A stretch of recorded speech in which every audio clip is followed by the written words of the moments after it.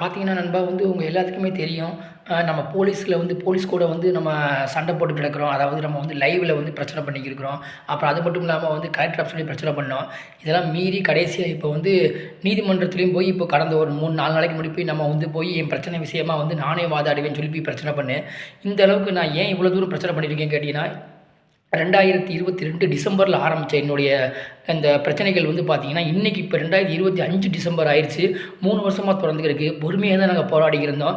அதுக்கப்புறம் 2024ல வந்து இந்த யூடியூப் சேனல் ஆரம்பிச்சிட்டோம். நம்ம 2023லயும் என் பிரச்சனை 2022லயே வந்துருச்சுங்களா, 2024ல இருந்து இந்த யூடியூப் சேனலே ஆரம்பிச்சோம். ஆரம்பிச்சு ஆரம்பத்திலேயே என் பிரச்சனைய சொல்லலாம்னா, அப்பதான் என் மனைவி சொன்னாங்க, "இல்ல இப்ப சொன்னா வந்து யாருமே கேட்க மாட்டாங்க. நீ வந்து சப்ஸ்கிரைபர் உனக்கு நெறைய இருக்குந்தா மட்டும் தான் வந்து கேட்பாங்க. அது மட்டும் இல்லாம என்னுடைய பிரச்சனைகள் வந்து பார்த்தீங்கன்னா, மக்கள்கிட்ட வந்து கொண்டு போணும். அது அரசாங்கத்தோட கவனத்திட்டயும், முதல்வர் ஐயாகிட்டயும் சில கட்சி தலைவர்களுடைய என் பிரச்சனைய கொண்டு போணும். ஆனா எனக்கு எந்த பலமும் கிடையாதுங்க. என்ட்ட பண பலமும் கிடையாது. எந்த பலமும் கிடையாதனால எனக்கு இருக்கிற இப்போ ஒரே பலம் இந்த யூடியூப்பை மட்டும் நம்பி இருக்கிறோம். இதன் மூலமா வந்து என் பணங்கள் நான் இழந்த என்னுடைய பணம், நகை, என்னோட மான மரியாதைலாம் திரும்ப கிடைச்சா எனக்கு போதுமானது. இதெல்லாம் விட பெரிய கொடுமை என்னன்னு கேட்டீங்கன்னா, என்னுடைய பிரதர் என்னோட கூட பிறந்த தம்பி வந்து கிட்டத்தட்ட அவன் 2024ல தான் அவனும் இறந்துட்டான். அதுக்கும் வந்து இந்த காவல்துறை வந்து ஒரு காரணம் தான். அவங்களும் வந்து என்ன சொல்றது, நேரடியாவோ மறைமுகமாவோ ஒரு காரணம் தான்.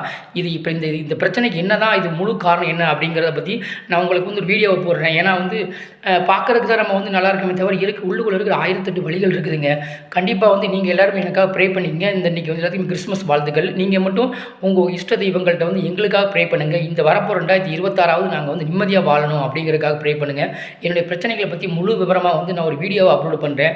எனக்கு வந்து அத வந்து நீங்க நீங்க செய்ய வேண்டிய உதவி என்னன்னு கேட்டீங்கன்னா, எனக்கு அத ஷேர் பண்ணி விடுங்க. அப்பதான் வந்து அது அரசாங்கத்தோட கவனத்துல கொண்டு போனா தான் வந்து இந்த மக்கள்ட்ட வந்து இது பெரிய வந்து என் பிரச்சனைய வந்து கொண்டு போணும். இவங்க சாதாரணமா நினைக்கிறாங்க. இவன் ஒரு தனிப்பட்ட மனுஷன் தானே. இவனுக்கு ஏன் நம்ம ஸ்டெப் எடுக்கணும் அப்படின்னு நினைக்கிறாங்க. பூரா அந்த லஞ்சம், ஊழல் அப்படிங்கிறப்ப இந்த லஞ்சங்கிற வார்த்தை கேட்டாலே எனக்கு வந்து அந்த அளவுக்கு வந்து கோவமா வருது.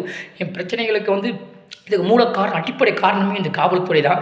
இவங்க எதிர்த்து நான் கண்டிப்பா வந்து நாங்க வந்து என்ன சொல்றது, நீதிமன்றத்தில வந்து வழக்கு தொடர்ந்து எல்லார் மேலயுமே கேஸ் போடணும்னு இருக்கோம். இதுக்கு நீங்க தான் பக்கபலமா இருக்கணும். சரிங்களா? ஏன்னா அந்த அளவுக்கு நான் இருக்கிறோம். நான் முழு விபரத்தையும் வந்து இன்னொரு வீடியோவா போடுறேன். அடிக்கடி எல்லாமே கேட்குறாங்க. இப்ப தான் வந்து என் பிரச்சனைய வெளிய கொண்டு வந்துருக்கிறோம். ஸோ எல்லாருக்குமே வந்து வாழ்த்துக்களுங்க. எனக்கும் வந்து கொஞ்சம் நிம்மதியா வாழ்றதுக்கு நீங்களும் கொஞ்சம் ப்ரே பண்ணிக்கங்க. சரிங்களா?